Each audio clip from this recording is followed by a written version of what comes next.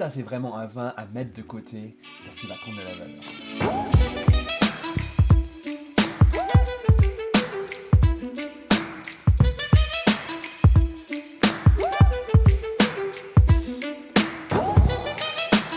Purée, je sais pas quel temps il fait chez vous, mais chez moi il caille. Il fait beau, mais il fait très froid. Je sais pas si vous voyez la brume derrière. Il y a 1 heure, on ne voyait que dalle. Mais le vin dont je vais vous parler aujourd'hui me réchauffe un petit peu le cœur car c'est vraiment un vin qui est vraiment d'un rapport qualité-prix exceptionnel. Je l'ai acheté 24 €. Vous allez me dire encore un vin à plus de 20 €, c'est quand même un petit peu cher. Mais très honnêtement, ce vin-là, s'il était à 80 €, je l'achèterais de même. Il s'agit du Cros Hermitage 2019 du domaine Alain Graillot. Alors, l'histoire de ce domaine commence réellement en 1985. À l'époque, Alain Graillot travaille dans l'agrochimie et la pharmaceutique. À 40 ans, il décide de changer totalement de vie, de faire une reconversion professionnelle. Donc, il décide de devenir vigneron. Alors, au début, il réfléchit à acquérir un domaine en Bourgogne, mais les prix sont déjà très exorbitants.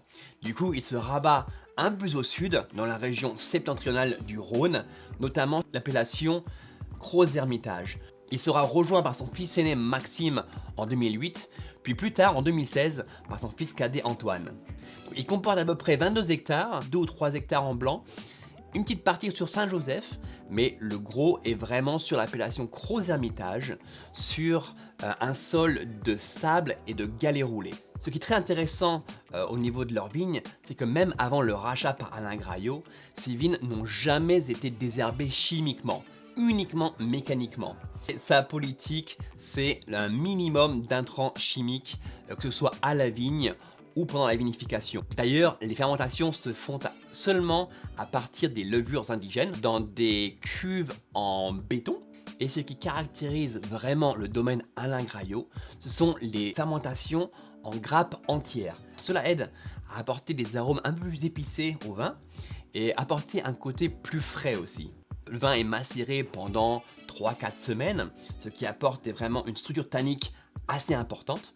Et ensuite, il est élevé en fût de bois de 225 litres pendant 12 à 14 mois, avec seulement un petit pourcentage, à peu près 10% de barriques neuves.